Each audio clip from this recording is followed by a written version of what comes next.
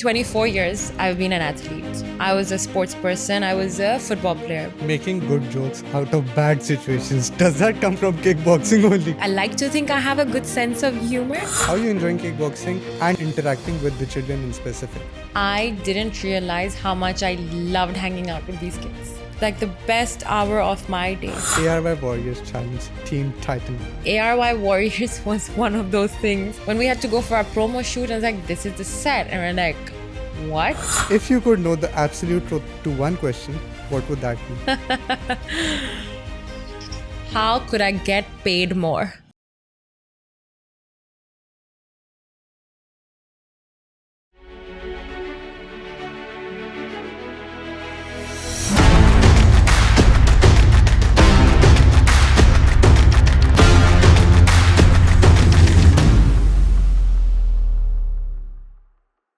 Hello, Assalamu alaikum everyone. Welcome back to yet another episode for Fahad's Den. We're in for an exciting episode today because we have a familiar face.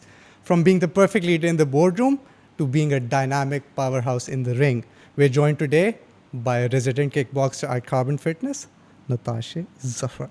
Hi, Fahad. Hello, Natashe. Good to see you. Good to see you too. How are you? I'm doing great. How are you? Alhamdulillah. How do you like the change though? What changed? I'm talking about the hair change. Oh, the hair. It used to be a massive discussion in our meetings at least. Because I think with your hair, I used to be more invested with what is Fahad going to do with his hair than I was what am I going to do with mine. So, coming with red hair or long hair or straight hair or curly hair, that was more your thing. I know I always knew how to be the center of attention. Yeah, you did. Simple You as that. did. It was fun. I'll take the credit where it's due. I do really like this. It's my favorite. My emphasis is on yet. No, but it's just so far, this is, my favorite. So at this point in time, you're a resident kickboxer at Carbon. And I knew this was somewhere in the pipeline since long time ago. So I've been training in kickboxing for the past 8 years and Muay Thai because I went to Thailand and I did my Muay Thai training from there as well. And I was working here with kickboxing. I was basically 24 years, I've been an athlete. I was a sports person. I was a football player. I was even a national football player for Pakistan. Then I went on to around my late 20s. So it's time to retire from football. And I went into kickboxing. From there, I went and I became a Muay Thai practitioner. So it's called a Nak Muay. So it's a practitioner more so than a fighter. I wasn't going and fighting. And I went to Thailand, did my training from there. It's just now when I came back and said, okay, you know what? Let's give it a shot. Let's do some training right now. And that training evolved into you being a teacher as well. Yeah. I'm now teaching children and adults. So like mostly women. So I try to make it a safe space for women and kids. It's a lot of self-defense also. So, children are understanding. People think it's just physical. So when you're learning kickboxing, it's also a very mental game. There's a sense of confidence and a self-discipline that you actually get from kickboxing. Kickboxing is not something that makes you more aggressive. You learn how to be, inside the ring. You know that this is my space. I can do anything here. You don't want to go out and go beat people up. It's not like that because a lot of people have that misconception. So that's why I said more discipline in that form. Discipline in terms of you maintaining that sports ethic, or discipline in terms of your own general behavior in regards to you reacting to certain situations? So I think it's the second one. It's that reaction, because once you know that I am able to hurt someone, you're not just going to go out there and keep hurting people until they really, at least that's my opinion, unless they really instigate you, right? Unless you're in a situation of danger. Because your practice is in this confined space. You're ready, the person is ready, you have gloves on, you have boxing wraps on, you have, shin guards, you have protection. So when you're doing that, you're ready for it in that sense. Even when we're training, we're not trained to go and just go beat someone up that's helpless. You're practicing one-on-one game between two people. So there is that sportsmanship, there's that ethic involved. And the protection, the gear, everything is included in all of that. During this conversation, you talked a lot about ethic as well. Yeah. Do you want to shed some light on that, the ethical consideration? Again, that comes down to if I can hurt someone and I've learned to hurt someone, I train to hurt someone, all of this is coming from also protecting yourself. It's not I will hurt and hurt and hurt. It's also I need to protect myself. So there's that element of self-defense and protection. You're sparring with someone that's on your level, that you're training with. You don't just get up and go and hurt other people. It's not, you know, I do want to show that this is not an aggressive sport completely. You're in a lot of ways defending yourself from spaces. As especially as women, there's that form of self-doubt a lot. Women are known to be weaker than men body wise. Like we may be able to take more pain, but we are not as strong as a man is. So in our society, in our space, when you're learning to be a strong woman, it really does instill a lot of self-confidence in yourself. Absolutely, never even doubted that for a second. So you talked about women empowerment. Coming from a role as, do you mind if I say the name? No, go ahead. Okay, coming from a role as corporate affairs and government relations, my emphasis is on that because in a country such as Pakistan, a male dominated society, we had a woman dynamic powerhouse managing government relations. And at the same time, you talked about women empowerment within kickboxing as well. First, the government relations.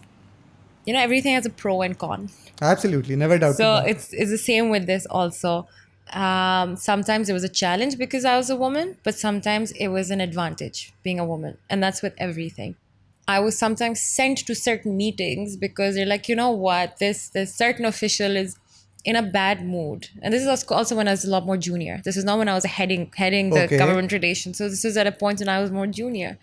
So my boss I realized I was being sent because the government official was not pleased with the company at the time. So they could never really say anything to me. I was actually put in front to be more of a calming factor. Of course, these are things I realized much later. And when I came into the position, I realized that I need to come in more powerful. And I'm not someone that spoke the same language as them mostly because there were certain spaces I didn't speak the same language. I had to be taken more seriously. So I used to be a lot more assertive. Again, now coming down to all of this, even the kickboxing and putting all of this together, there's certain being assertive. Problem is when a woman is assertive, we are always taken as being aggressive. In our spaces, as a leader in the corporate field or with working with the government or even in kickboxing, if I'm not taking a stand for what I do believe in or what I can do, I would not be where I am also. Because a lot of times we are kind of pushed aside or not taken seriously. The kickboxing being, making me more self-assured, that really helped into my work space as well. It was also a really good space to go when I was really annoyed at things and then go on. The perfect venting out. It was really good times. So, it in that way is also how I say there was a lot of discipline. Because instead of being upset, like people work out, they go to the gym. There's no difference than when you're going to gym. Like I said, I was a football player. People never question me, are you going to kick someone if you're upset? But when I'm a kickboxer, you're like, oh, you're going to beat us up. No, I won't. And it's really upsetting. I choose to take it I just take it kind of as insult. And when someone brings that forward that, this is how it is.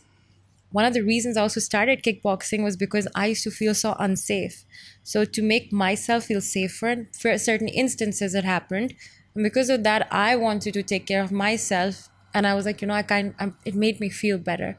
So when someone brings that up, that now that means you're going to hurt us or beat us up, it really upsets me, because I'm doing this to protect myself. So why are you making this about me being aggressive? It is because there was aggression towards me that I had actually went into this. Once you're kickboxing, people are saying that you'll kick us. Similarly, if someone is a dancer, for example, people will ask that specific person to dance. If you're a singer, people will be like, "Gaa ke to sunao." Yeah, but you see, the singing and dancing is taken as a very positive way, and the kickboxing is taken as an aggressive way. And again, like I said, for me, it was self-defense. It was how I was taking care of myself. It was how I was taking care of my mental stability at the time or my surroundings. Do I think it's a societal problem? 100%. Absolutely. When I travel and when I'm abroad, people are like, wow, this is amazing. They see it as a hobby and like, this is so good that you do these different, like football or kickboxing. They're like, this is amazing you do these things. When I'm here, they pass comments and like hurtful comments. So I yes, think I that won't does say it. stem down from the point as well. I mean, I could be wrong, Yeah. but that does stem down from the point of lack of education, maybe. It's a lack of understanding, possibly also because it's also not seen as a. Women are not really empowered or made to feel powerful. So here I am going and doing things that may be more powerful, and someone's always like, "Oh, if I do this, will you beat me up?" Yeah, well then don't do something so stupid. And no, I will not beat you up, but don't do things like that. But don't always come and question me. I'll be out and just having a great time. You're like, "You'll beat me up if I do this." No, but you're annoying me now. If I'm abroad and doing these things, it's really, really praised. So that is a difference in there. Making good jokes out of bad situations. Does that come from kickboxing only?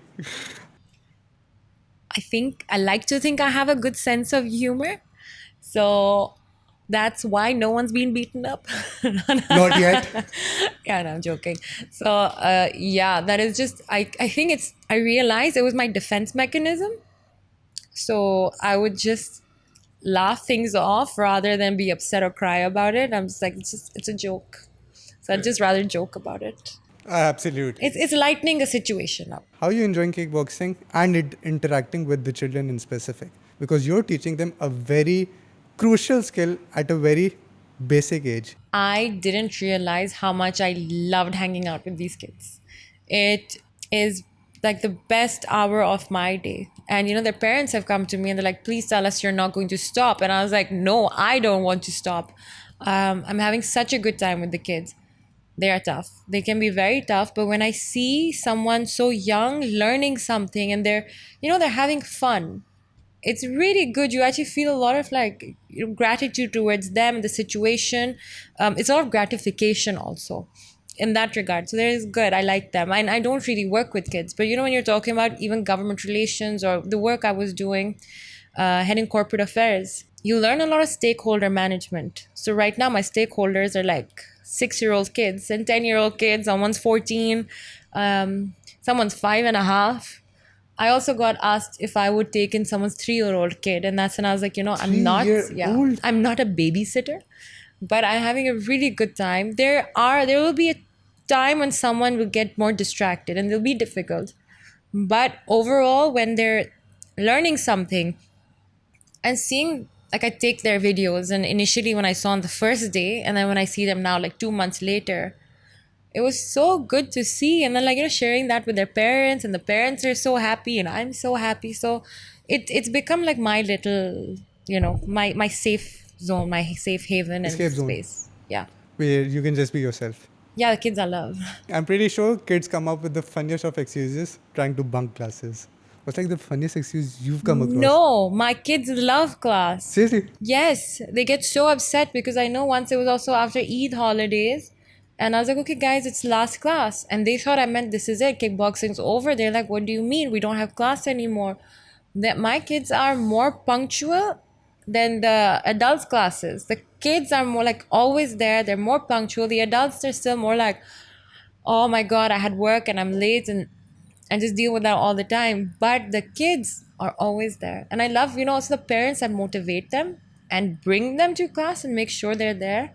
But my kids are, yeah, we're very close now. I think a proud teacher and a proud parent. Yeah, it feels like that. Like one of my kids, he's doing taekwondo in school.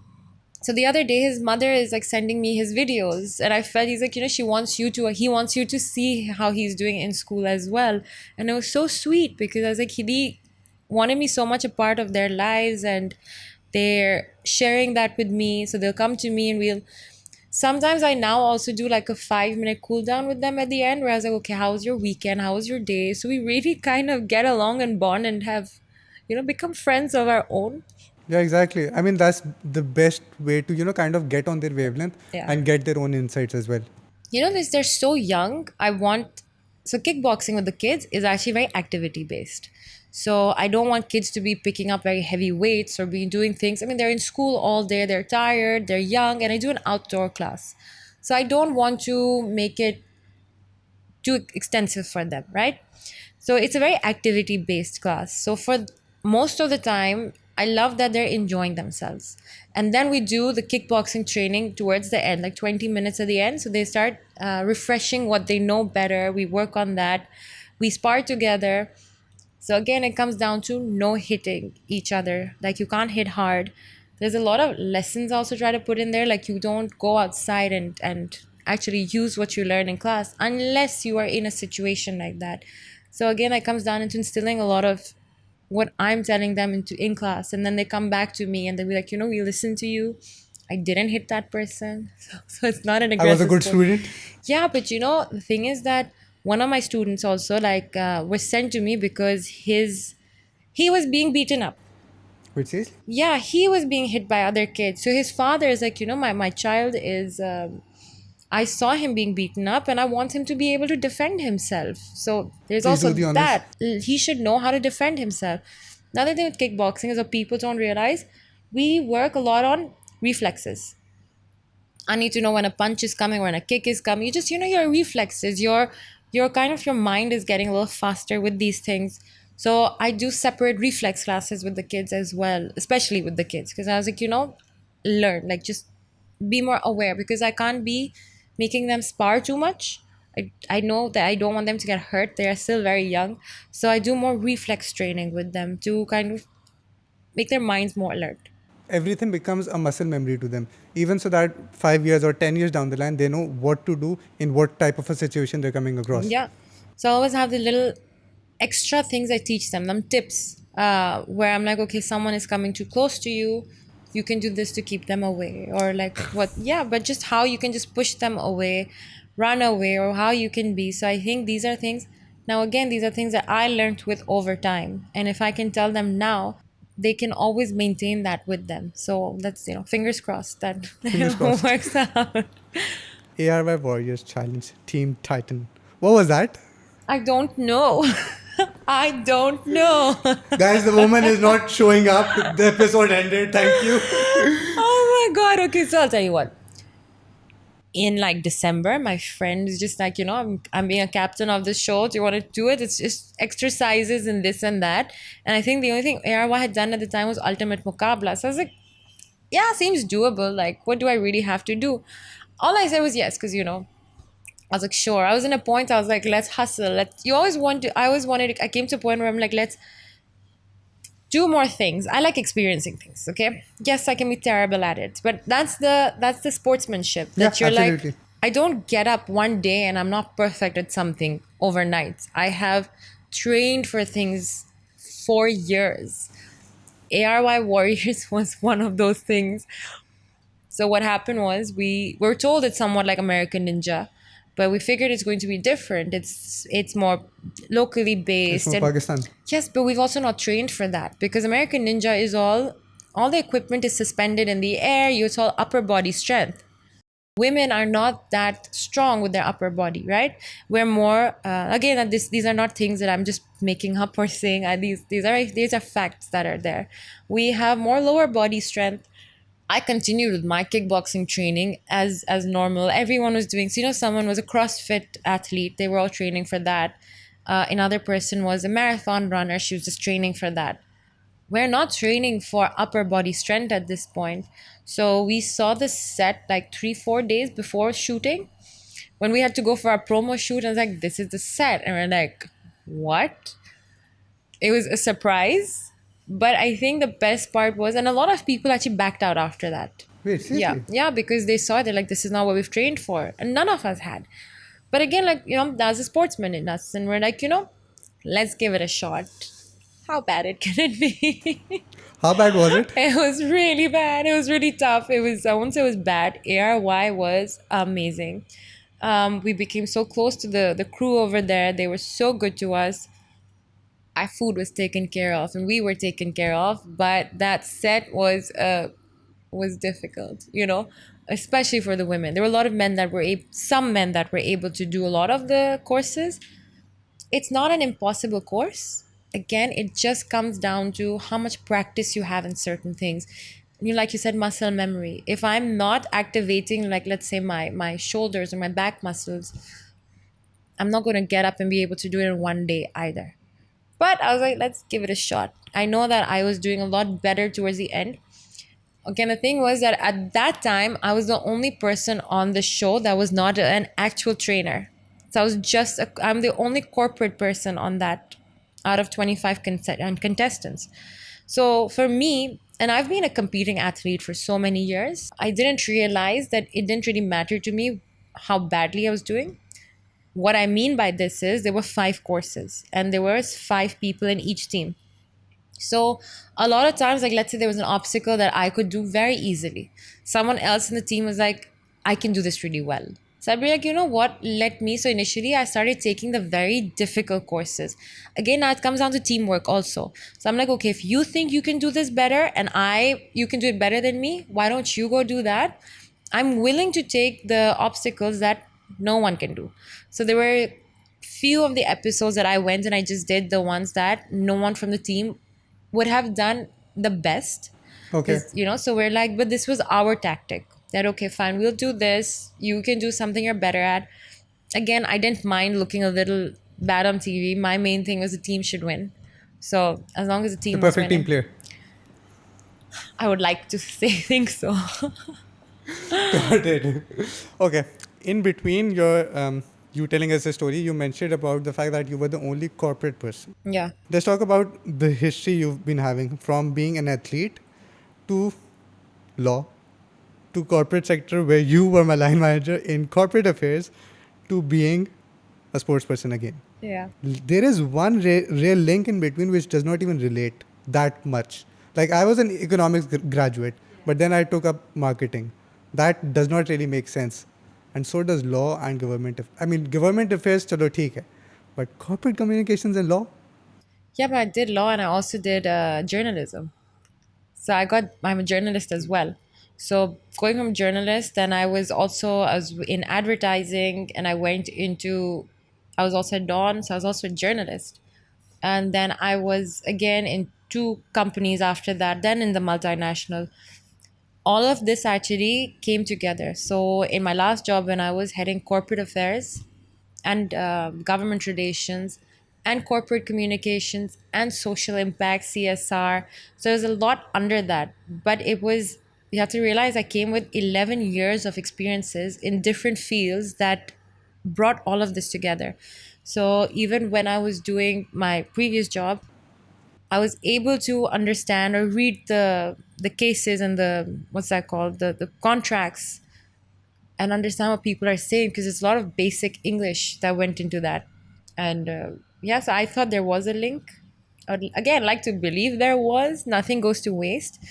All of this kind of was an experience, because not only did I do law, after that doing journalism, that was also like helpful for each other, because you're understanding and construing things. Maybe I just did law because it was a good degree and my parents wanted me to do it. Honestly, simple. I will tell you that is the actual answer. Journalism I did because I wanted to do it, and then my career really was surrounded by all of that together. I think it was a mix. Okay, from being relentlessness and having attributes of yes, I will do it no matter how many people are against me. Having that trait and using the knowledge that you learned within that degree of law, do you think that really pushed you towards your future decision of communications and government relations? It's not something, when you come to, at that time I also did this like almost 15 years ago. Okay, there was no government relations course, there was no corporate communications particular course. So you're not really thinking that I'm going to go into corporate communications because of this. That comes when you come into the career. There's so much that you learn about working. I will honestly separate the degree from the work. When we're doing a degree, we are just trying to pass and get through that.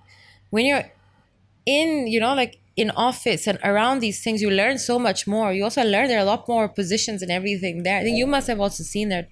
Oh, they're like, oh, this also happens, or I can do this. And then you realize maybe I'm better at something else. So when I was trying different things, it's the fact that I got to try these different things that I know that what I think I was better at. And I learned from that. And I think I took all those experiences and take those forward. And I know that I am someone who, by the way, I don't think I'm very book smart. Yeah, I mean, I passed and I did everything, but I would still not be like I'm book smart. I'm someone who was able to use my experiences and put them into my work. So from doing all of these things, I was able to then go and grow and go beyond everything. So perfectly, let's just put it in a phrase: smart worker rather than a hard worker. I'm a very hard worker. Okay, bad reference. Yeah, no, no. It's my hard work that got me there. I was putting 20-hour days into office. And, like, even when you were working, you may not have known that. But I used to be up all night making things, working on things, researching things. I used to put my all into everything. It's also because maybe we didn't have that support or help from people. I always want to do the best I can do. I'm not saying it's going to be the best ever, but it's the best I can do. And if that is putting in my hard work and effort, that's honestly the best I could see I could do. I didn't want to look back and think, oh, I could have done this or I should have done this differently. So I will be like, let's do it like this. And then someone will be like, we're not going to do that. And I'm like, okay, but let's do it like this. Let's find other ways, or let's find 10 ways to do something. But I don't want to be the one that is not giving my all. Let's channel this conversation to social impact. The amount of people we actually helped under the name itself and the prayers that we've gotten in return is immense. I hope so. Is there something which you could recall yourself saying that this I'm proud of as a social impact project? I think all of it. Because all of them came with a lot of challenges as well. None of them were easy. Asking people for money, explaining to people why. I mean, let's say we were in the local company and asking headquarters.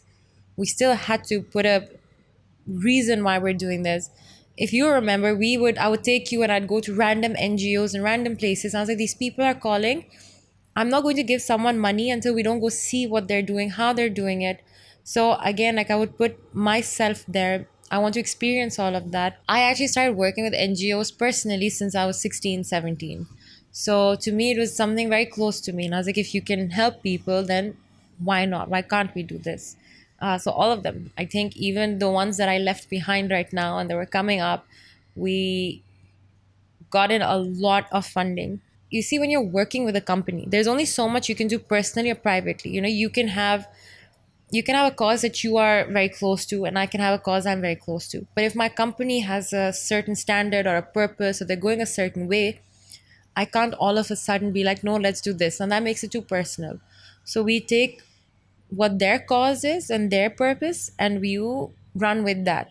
So as long as people are being helped, and I think if you remember, you and I did one of the first projects with UNFPA and helping the population, the women population. Actually, I don't think any other company had done that in Pakistan. Yeah, exactly. I was about to say that Yeah, only. so being the first to do that, and I know, and that again, that comms coming out and doing all these things, I'm very proud of all of them. And the minute they say yes, we're doing this, it's just such a sigh of relief. For the sake of our podcast, I have one philosophical question, that is, if you could know the absolute truth to one question, what would that be?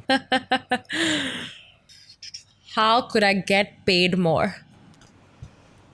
Holy fish, that is the highlight of the episode. I just wanted more money. It wasn't I'm pretty happening. sure everyone does. Everyone does, and I think there are times where you should know your worth and you should be asking for that. Yeah, and people should pay their employees their worth. So yeah, it was great helping people.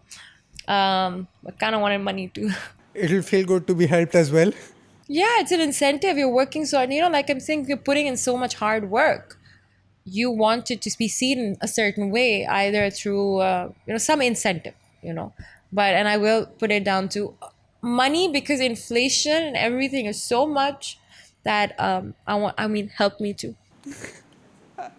Got it. God didn't feel weird from being interviewed to interviewing you. But nonetheless, thank you so very much for joining us. You're welcome. Thank you for having me. I mean, I had to. Why would I not? And with that, thank you to all of you as well for tuning in. Make sure to subscribe to the channel if you haven't. And as always, I'll catch you guys in the next one. Till then, take care. Allah Hafiz.